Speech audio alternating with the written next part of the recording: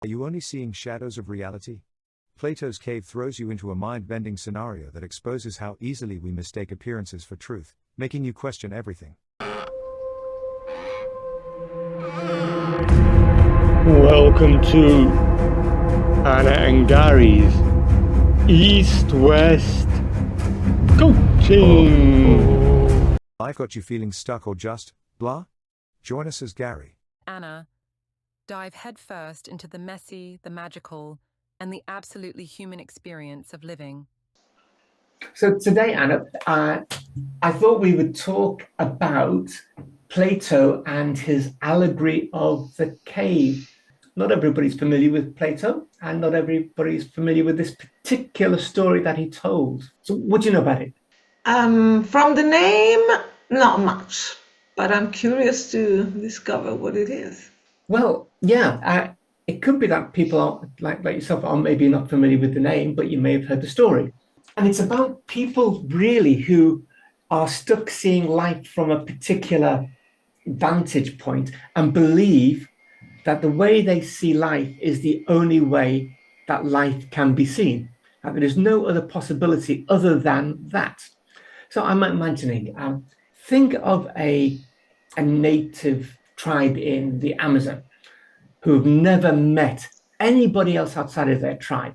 All they know is about hunting animals or maybe growing crops in areas of the Amazon and their families. They can't imagine anything beyond that. And then one day, one of those members of that particular people group goes outside. He wanders outside of the Amazon and he meets somebody not from his tribe. Maybe they're white, maybe they're in a city. He sees cars for the first time and he runs back into the forest and he tells all his friends what he's seen. And they think he's absolutely off his head. He's eaten some kind of strange bug, or he's picked up a plant and it's an hallucinogenic, and they don't believe him. So this is what Plato's cave is about. Let me tell you the story of what that Plato told. Plato imagines that there are prisoners in a dark cave, and they're all chained up, and they're all facing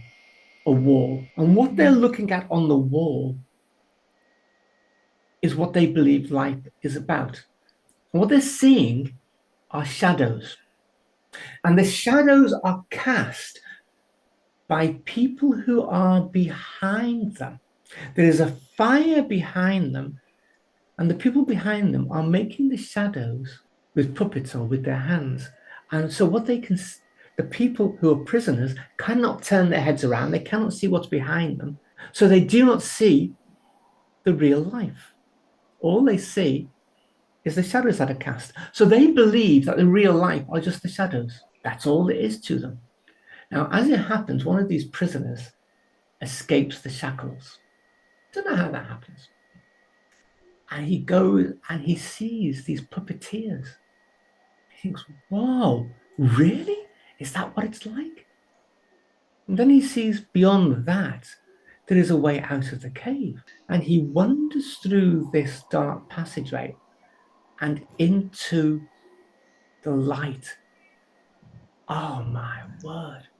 He's blinded by the light. He's never seen anything like this before. And he finds it difficult to adjust his gaze on what's going on around him.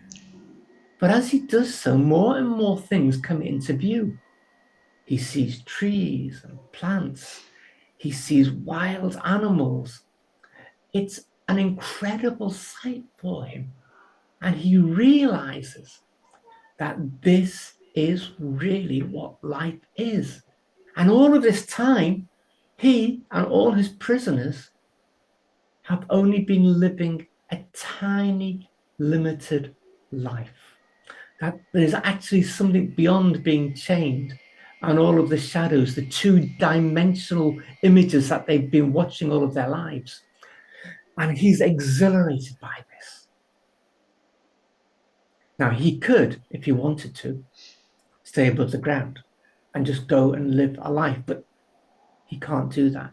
He wants everybody else to know about this life beyond. So he goes back into the cave. and he begins to tell all of his friends, all of his fellow captees, what life is really about. So imagine this happens, Anna. What kind of reaction do you think his friends are going to give? So before I answer that, I didn't know anything about the title, but I can see that it was my experience. Totally. Well, just tell me more about that. Well, yeah, before, I call it my awakening, because in a way it was an awakening. It was like a veil just fell off my eyes, where before I discovered, personal development and coaching, I thought there's nothing I can do to control my life, or I had not that much choice or power to change it. And so when I discovered that in reality is not like that you have a lot of power over yourself, a lot of control on your person, right? Yeah, that's what happened. I wanted to know, not to know, I wanted, everyone else to know, but mostly to help them see that as well. So yeah, I can totally relate. What his friends would say, probably they wouldn't believe it. Like if they're not ready to see that reality, they probably wouldn't believe it, or they might think, maybe for you, but not for me. Yeah, I mean, what I think is that they would argue. I think they would argue. Go, look, this is our experience. We know what our experience is, and it is real. That's all there is. There is no way out of this. There's nothing beyond this. This is where we are stuck. And of course, to an extent, it's true, they are stuck. And if they don't want to listen to a new story, a new way of seeing life, well, that will always be their reality. A little bit sad, a little bit two-dimensional.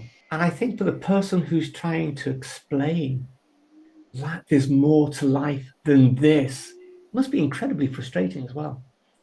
Because you want to share everything that you've experienced, this newness of life. And I guess the person then has a choice, don't they? They can either go, okay, I'll stay with you in the cave. Or maybe they have to leave by themselves, and nobody will ever understand. They will always call him the weirdo or her the weirdo who just sees things in life very differently. It's all a bit oddball, really. Yeah. And I'm thinking about real life situations. I mean, you've talked about your life, but I wonder about people who feel that they're stuck in a particular political climate. They say, oh, there's nothing I can do. I'm stuck here. Or that particular job, a dead-end job where they're not enjoying it. They kind of believe maybe in their deep down, there's got to be something more than this. Or I would love to be able to write stories, but I have to deal with this all the time. And they don't allow themselves to go beyond that. They don't allow themselves to ask the questions. But there is something more. Or those people who say, it's okay for you, like you said, it's okay for you, but not for me. You took that chance. You made the decision to give up this life. But what if it all goes wrong? What if I give up my dead-end job and I don't succeed as being a writer? Then what? And I guess part of that leaving the cave requires a lot of courage, because who knows, really, what could have been beyond what their current knowledge was. It could have been monsters. You know those old maps that they used to have, and where they believed that the world was flat. And they said, beyond this point, there are dragons. And so you never go beyond that point, because the dragons will get you. The Leviathan that comes from the deeps, and it's chaotic. But then people took that chance and went beyond. And hey, there weren't the dragons. It wasn't that frightening. There were challenges, there were lands that they'd never seen before. There were people groups they'd never met before. There were massive waves and tumultuous storms. But there was also an excitement about exploring new places and being able to open the world, not just for themselves, but for generations to come. Yeah. It can be very, very uncomfortable and scary. The hardest part in that is that it's you who needs to change. It's difficult if you've been living in a certain way for years and years of your life, and then you have to change if you want to change your life, right? If you want to experience new things. Yeah, I think that's right. And I think that means having the courage to say, I was wrong. And that's a really tough thing to say if you've based your whole life believing you had to be right. Oh, what does it do to your ego to say, I was wrong for 20 years or longer? I don't know. I don't think it's so much as I was right or wrong. Is I didn't know any better, and it is sad to realize that when you discover that there's another truth that you can embrace and live, but still you have lived, in my case, 50 years in the way I was living, and it is sad to realize, wow, I've wasted all this time. Like, why didn't I know about this before? Now it's going to be even more difficult. But still, then, you need to leave that behind and move forward.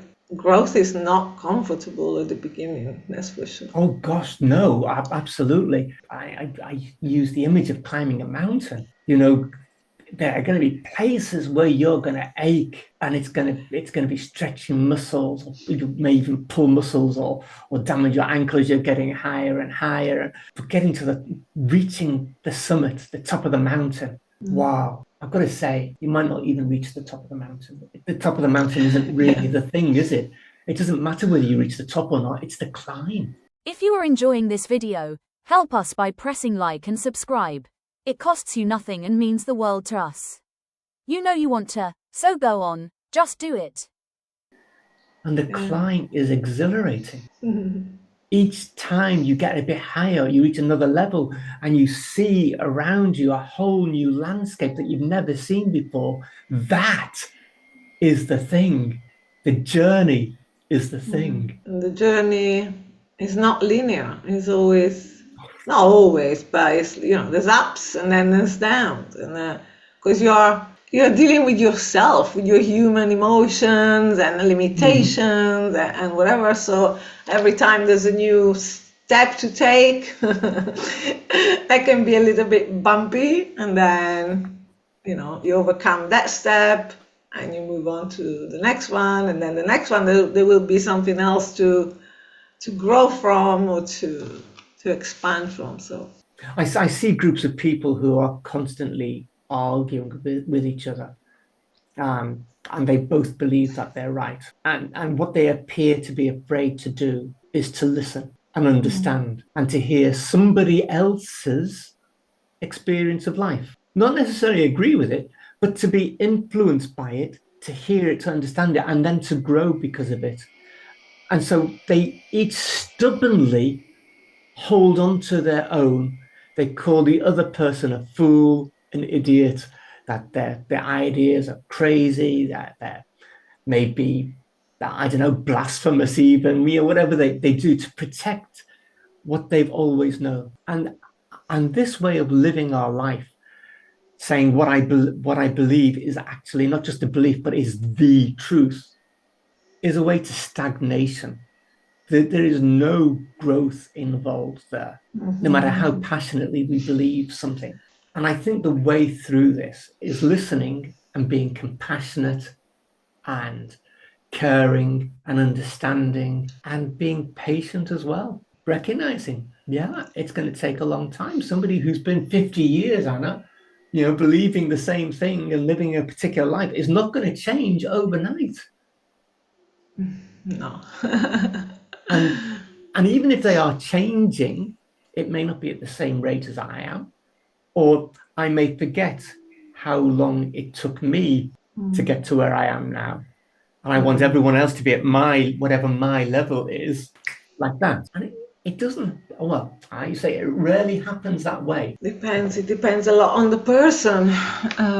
We're all different. And, going back to what you were saying about, people arguing or wanting to be right, what really helped me understand this better.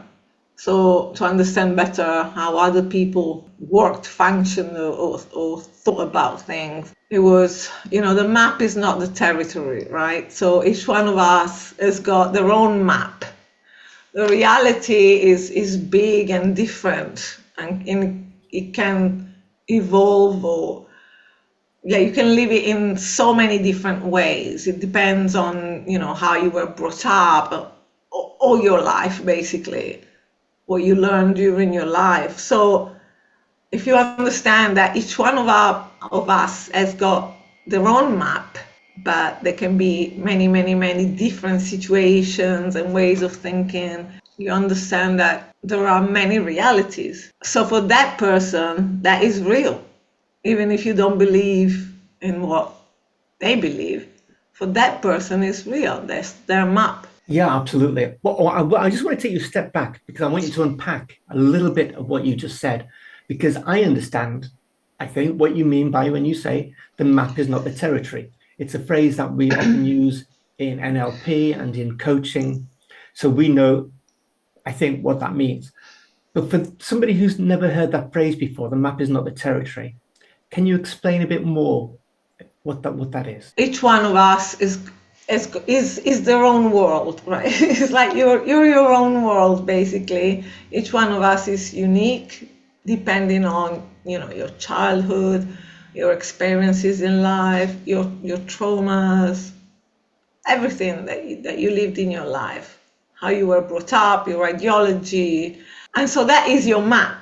The territory is outside of us. It's the world, and in the world, there's many different streets you can go down to, right? You have many different options. You have many different experiences you can live. The thing is, inside of your map, you don't have the full picture of the territory. You can only have your own. And so you might not know or see other options or other ways of behaving or other ways of living until maybe something happened and you think, oh yeah, maybe I do have a choice, or maybe I can change this. What would you add to that?